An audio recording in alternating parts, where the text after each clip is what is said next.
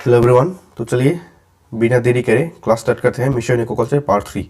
जैसे कि आप सबको पता है कि मैंने ऑलरेडी 2 क्लास मैंने अपलोड कर चुका हूँ, mission aquaculture part 1 and part 2।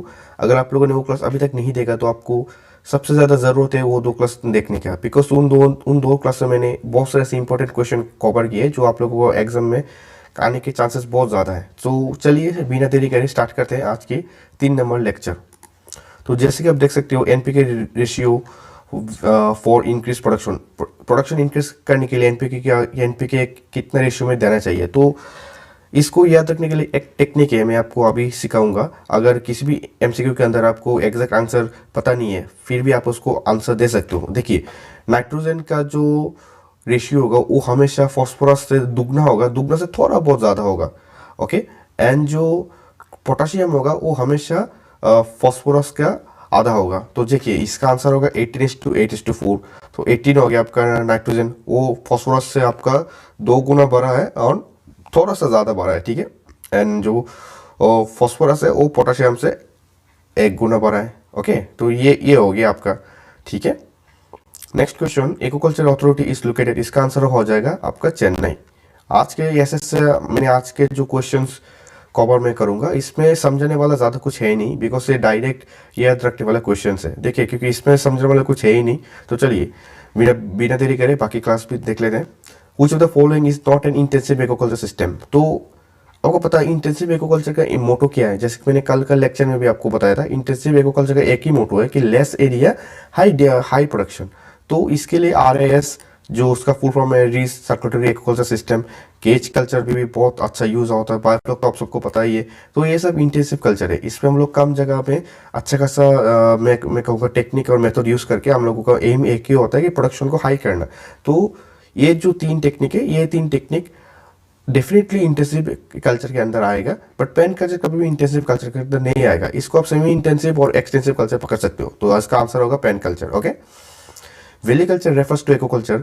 कि वेलिकल्चर किया, जब भी आपको एक वर्ड सुनाई देगा वेलिकल्चर, इसका सीधा सा मतलब है कोस्टल लेगून्स। ओके, आपको कुछ याद रखने की जरूरत नहीं है। Coastal lagoons mean valliculture means coastal lagoon, बस खत्म। Salinity tolerance most of the culture carps. तो देखिए कार्प्स के आप सबको पता है फ्रेश वाटर मछली आए तो ज़्यादा सैलिनिटी और टॉलरेंस कर नहीं पाएगा, फिर भी एक बेसिक है 10 ppt। लेकिन मैंने आपको कल पढ़ाया था कि जो हमारा कॉमन क्रॉप है वो बहुत से ऐसे जगह पर रह सकता है जहाँ पर नॉर्मल क्रॉप्स रह नहीं सकता है। तो कॉमन क्रॉप के लिए थोड़ा बहुत ज़्यादा होगा सैलिनिटी।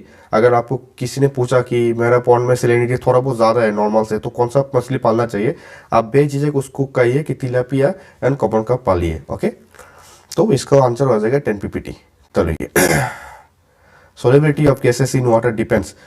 गैस वाटर के अंदर मतलब कितना अमाउंट में सोल्यूबल होगा मिलेगा वो किसके ऊपर डिपेंड करेगा। ऑब्वियसली टेम्परेचर के ऊपर डिपेंड करेगा, सैलिनिटी के ऊपर डिपेंड करेगा, DO के ऊपर डिपेंड करेगा। तो आंसर हो जाएगा आपका ऑल ऑफ दिस। इसमें सीखने वाला कुछ है ही नहीं, आपको बस याद रखना है। First scientifically design fish farm was constructed.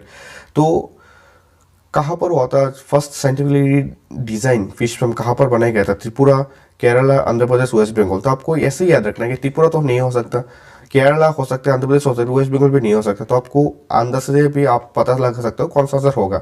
तो मुझे इतना तो पता है कि इसका आंसर होगा आंध्र प्रदेश। अगर मुझे आंसर नहीं भी पता होगा तभी मैं आंध्र प्रदेश से केरला में कोई एक चूज करता हूँ। ओके, तो आपको जो भी आंसर अगर पता भी नहीं है तब भी आपको सोच समझ कर आंसर देना है। चलिए, organic production of carp in polyculture started. Organic production में मतलब हम लोग कोई भी केमिकल या कोई भी एक्स्ट्रा फर्टिलाइजर यूज ना करके ऑर्गेनिकली मछली पालन कहाँ पर शुरू हुआ था? इसका answer no doubt China will be the correct answer. Okay, CIFRI central inland fisheries research institution was establish in the year of, answer will be 1947। And कहाँ पर इसका हेडक्वार्टर? इस headquarter is Barrackpore. Okay, headquarter is Barrackpore in West Bengal. Okay, and ये तो हो गया inland का। अगर मैंने आपको कहा CMFRI अगर मैंने बोल दिया central marine fisheries research institution, तो उसका आंसर हो जाएगा आपका उसका भी आंसर सेम है। 1947 में वो उसको भी एस्टेब्लिश किया गया था। एंड उसका जो उनका जो मतलब ये जो CMFRI का हेडक्वार्टर्स कहाँ पर है? कोची इन केरला। अगर इंग्लैंड का बात हो गया तो भी 1947, मैराइन का बात हो गया तभी 1947। अगर दोनों का बात करें हमें हेडक्वार्टर्स के, तो जो अपना इनलैंड वाटर्स है, आई मीन टू से जो central inland fisheries research institution है, CMFRI, सॉरी CIFRI, सिफरी, उसका हेडक्वार्टर्स हो जाएगा आपका कहाँ पर, बैरकपुर, वेस्ट बंगाल। अगर मैंने CMFRI का बोला तो उसका हो जाएगा आपका कहाँ पर बोलिए, कोची, केरला। तो चलिए नेक्स्ट क्वेश्चन देखिए। यहाँ पर आपको दो सेंटेंस दिया है, आपको मिलाना पड़ेगा दोनों के दोनों ठीक है या एक दूसरे का ठीक है या एक दूसरे का रीजन है। तो चलिए पहले में आपको पी में आपको क्या बोला गया है कि ideal time for aeration is morning, morning में ही ज़्यादा एरिएशन दे देना चाहिए, ठीक है।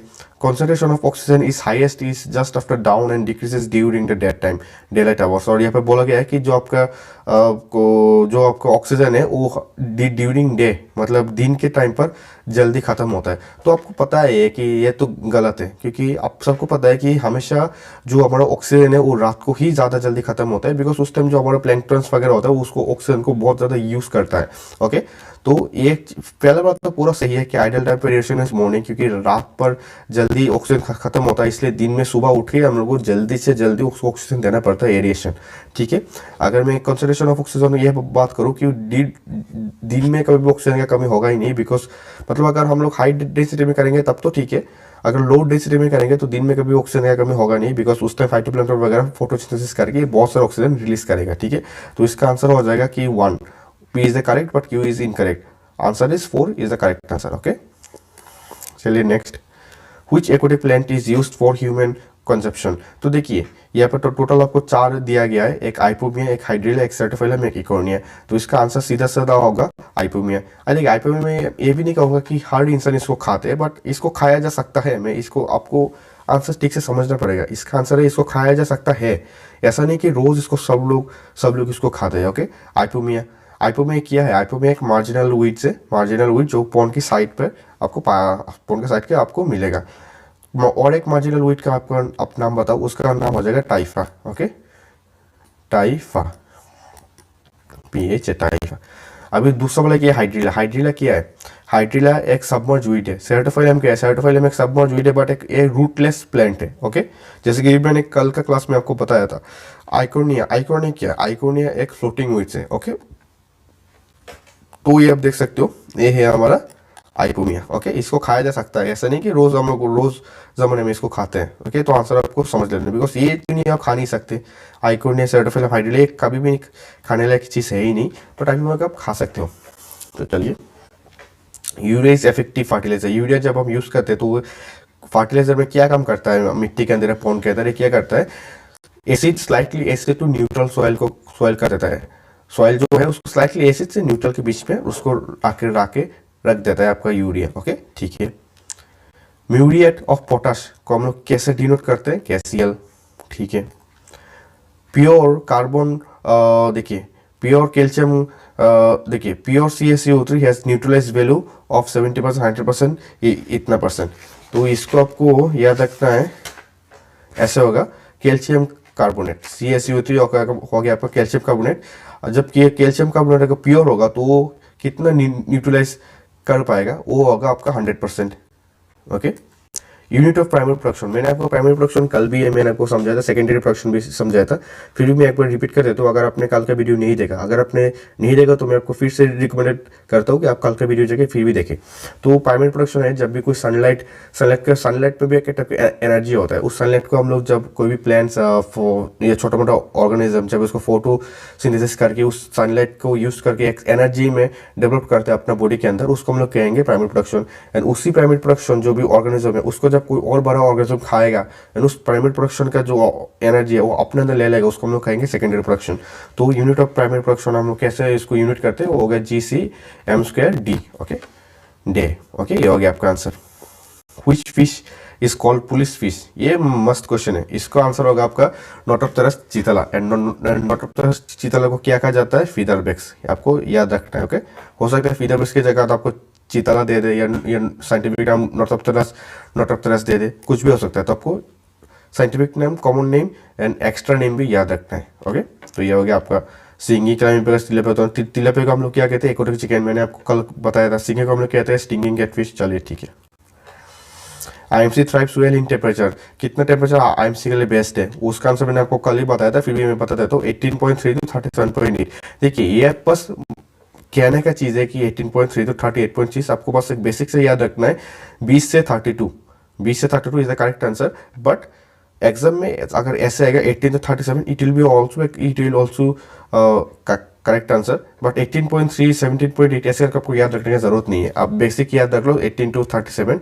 एग्जाम में अगर पॉइंट लगा होगा तो आप उसको मार्क कर देना, वही ठीक है। ऐसे एग्जाम में कभी भी नहीं आएगा कि 18 टू 37 एक आंसर, 18.5 टू 37.8 और एक आंसर, ऐसा कभी भी नहीं आएगा।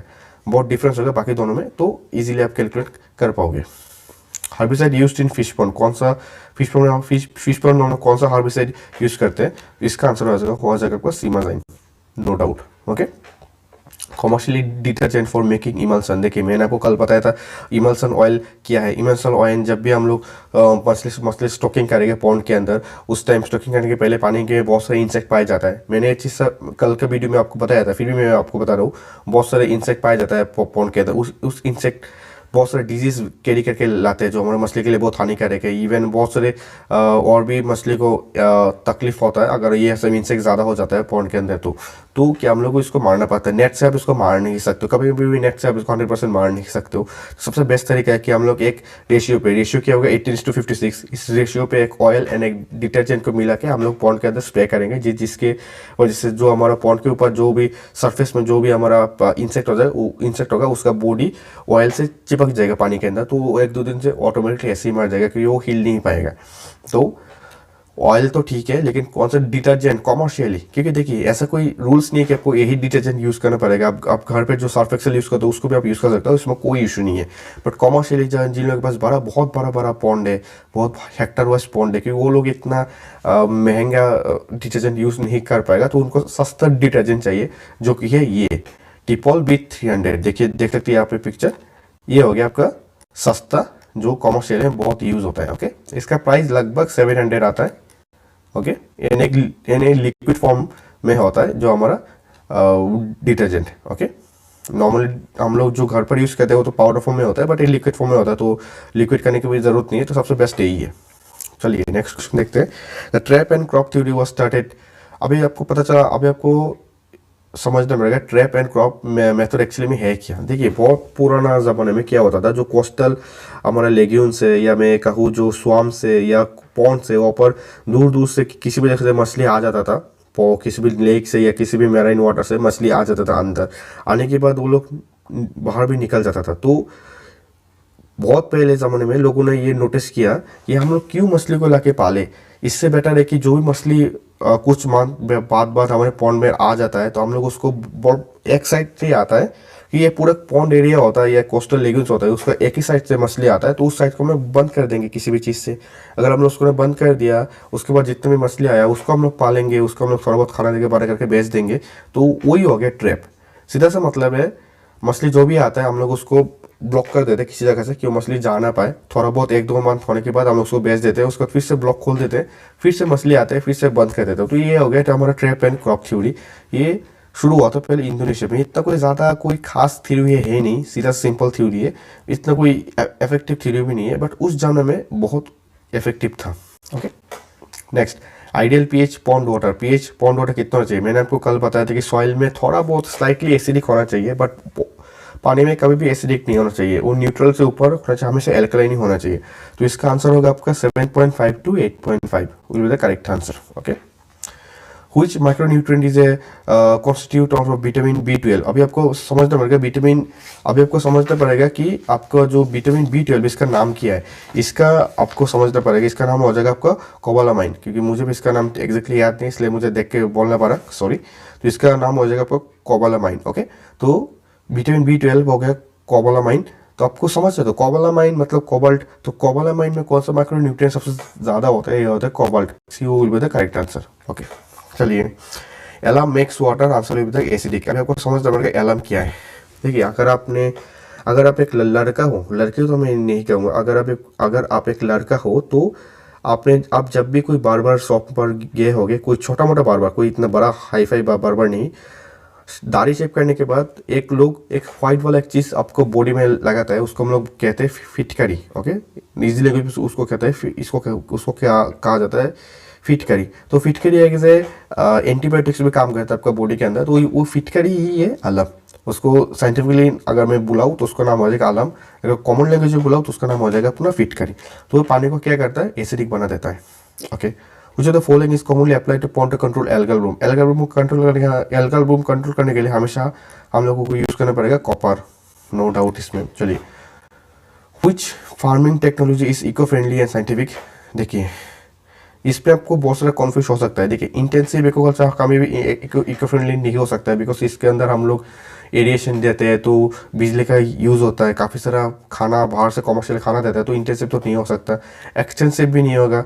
इसका आंसर हो गया इको फ्रेंडली होगा अपना semi intensive with the correct answer. Okay, चलिए, desirable hardness of fish culture. Let me tell you first what is hardness. Hardness is nothing but the amount of calcium and magnesium present in the water is what I call hardness. तो कितना amount में magnesium and calcium पानी में होना चाहिए उसको हम लोग हार्डनेस कहेंगे। एंड कितना डिजरेबल में होना चाहिए, आंसर हो जाएगा आपका 75 to 30 mg पर लीटर। ठीक है, चलिए, India ranks in world agriculture production. ये तो हमेशा पहले भी था, अभी भी सेम ही है। India is the currently 2 second production, highest तो चाइना है, उसको क्रॉस करना बहुत मतलब लगभग इम्पॉसिबल है अभी इंडिया के लिए, फिर भी देखते हैं इन फ्यूचर होगा कि नहीं। चलिए, composite fish culture has emerge from, इसका आंसर हो जाएगा चाइना।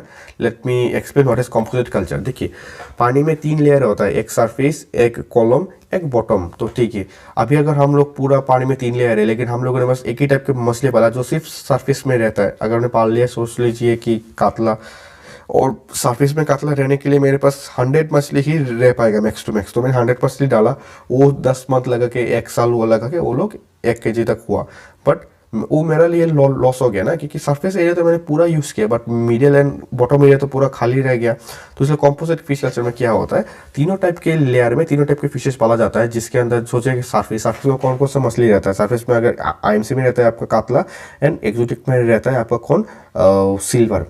तो हम इन दोनों को पालते हैं। मिड में कौन कौन रहता है, मिड में आईएमसी में रहता है आपका रोहू, एंड उस पर एक्जोटिक पर रहता है आपका, let me remember, grass cap. Okay, and bottom में रहता है आईएमसी में रहता है आपका मृगल, एंड उस साइड में रहता है एक्जोटिक में रहता है आपका कॉमन कैप। तो तीनों टाइप में अगर हम लोग पालेंगे, surface, bottom and surface, mid and bottom, तो हमारा पॉन्ड का पूरा यूटिलाइज होगा, पॉन्ड के एरिया का पूरा यूटिलाइज होगा। तो कॉम्पोजिट फिश कल्चर का एक ही मोटो है कि पूरे एरिया की यूटिलाइज करना, पूरे एरिया की यूटिलाइज करना और मैक्स टू मैक्स प्रोडक्शन लेना। That is the only motto of composite fish culture. तो कॉम्पोजिट फिश कल्चर पहले कहाँ शुरू हुआ था, चाइना। ओके, तो दोस्तों आज की क्लास में ज़्यादा समझने वाला कुछ था ही नहीं, इसलिए हो सकता है क्लास थोड़ा छोटा होगा, बट मेक श्योर कि आप लोग हमेशा ये क्लास पढ़ाई करें। और मैं मेरा टेलीग्राम चैनल लिंक दे दूंगा डिस्क्रिप्शन बॉक्स पर, वहाँ से आप लोग क्लिक करके मेरा चैनल पर आ जाना, वहाँ पर मैं आपको PDF अवेलेबल कर दूंगा। आप आते आते शायद तब तक मैं PDF अपलोड भी कर दूंगा। ओके, तो पढ़ाई कीजिए। मैं हमेशा हर क्लास पर मैं एक चीज़ कहता हूँ कि कोई नॉर्मल क्वेश्चंस नहीं है, टॉपर्स के द्वारा बनाया हुआ, JRF टॉपर्स के द्वारा बनाया हुआ टॉप क्वेश्चन है। ये पूरा मतलब एक टाइप का लड्डू समझ लीजिए आपके पास है, आपको बस खाना है। तो एक टाइप का इतने ईजी क्वेश्चन आपके पास है, आपको बस ठीक से याद करना है, एग्जाम में तो आने वाला है पक्का है पक्का। ओके, अभी नेक्स्ट बहुत से एग्जाम्स आ रहा है, नाबार्ड एग्जाम आएगा, JRF एग्जाम तो सामने में ही है, फिश एग्जाम, जो फिशरीज एक्सटेंशन ऑफिसर बहुत से स्टेट पर चल रहा है। तो मैं भी एक एस्पायरेंट हूँ, आप भी एक एस्पायरेंट हो, तो दोनों मिलकर पढ़ेंगे, करेंगे, कुछ ना कुछ ले लेंगे। तो चलिए आज का क्लास इतना ही खत्म करते हैं, नेक्स्ट क्लास कल एग्जैक्ट सुबह। चलिए बाय।